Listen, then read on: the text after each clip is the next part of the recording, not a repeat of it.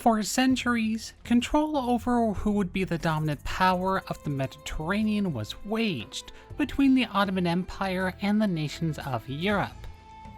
Throughout the centuries-long power struggle, there would be many now long-forgotten instances of Ottoman encroachment into European-held land.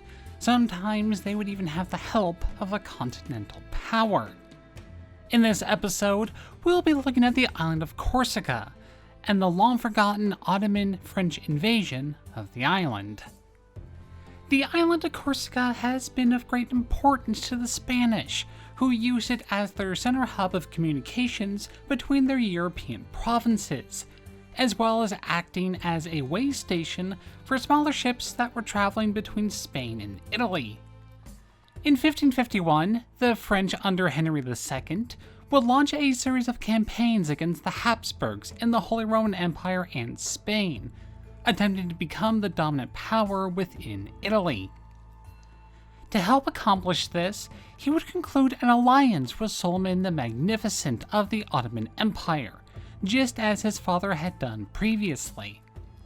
A combined Ottoman-French fleet of 100 galleys would be victorious against the main Genoan fleet in the Battle of Ponza on August 5th of 1552.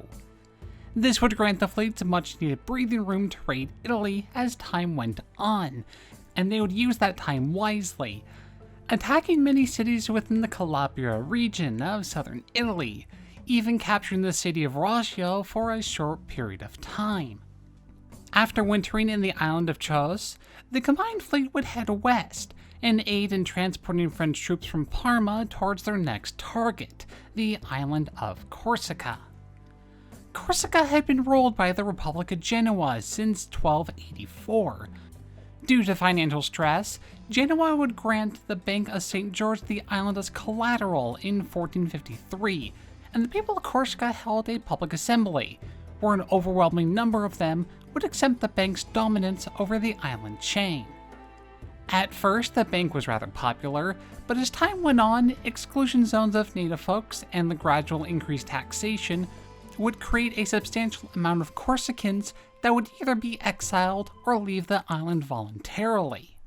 One of which would be an individual by the name of Samperio Corzo, who immigrated to France and became a high-ranking officer in the French army, and he would play a major part in their ongoing Italian campaigns. A conference with the general staff would be raised, and at Corso's insistence, Corsica would be a prime French target. Ottoman and French ships would transport roughly 7,000 men over to the island in August of 1553, landing on Cape Corse on the northern peninsula. By the 24th of the month, Bastia would fall to the French, St. Florence on the 26th, and Corti a short time later, with Bonifacio, located on the southern end of the island, being taken in September. The French conquests were largely centered around the coast and the major cities, while Corso would proceed to use native Corsicans to wage war in the center of the island, slowly making gains over the interior. The only major city left to take was Calvi on the northwestern section of the island, which was the most fortified position that the Genoese had held even prior to the invasion. But by October, the Ottoman vessels, which had been the bulk of the fleet, were sailing back to Constantinople, filled to the brim with riches from their raids. The French fleet itself headed back to Marseille for the winter, and leaving roughly 5,000 French men and locally raised Corsican militia to hold the occupation. With the fleet withdrawal, the tide had now turned, as Genoese and Tuscan ships now had dominant control over the high seas, and Calvi would be reinforced throughout the winter. Henry II would open negotiations with Genoa at the start of the new year, but it was too late.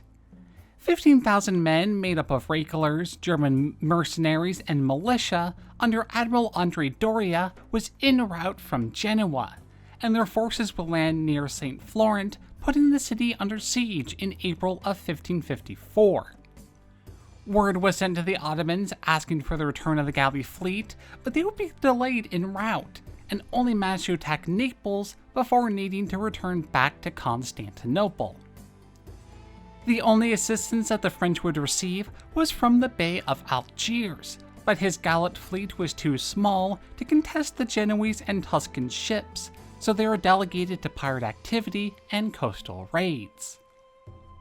St. Florent would fall in June, Bastia in September, and Bonifacio in December. The start of 1555 would see the French stuck inland, having lost virtually all of their coastal holdings. After the recapture of the main coastal cities, details are rather sparse, as the French and Genoese would gradually trade land over the next number of years, engaging in small-scale skirmishes centered around said cities, and the French were not strong enough to dislodge the Genoese, but the Genoese were not strong enough themselves to dislodge the French from the interior, and so a stalemate would ensue. Another Turkish fleet would arrive in 1558, but they were ravaged by a plague outbreak, and their effect on Corsica ended up being rather minimal.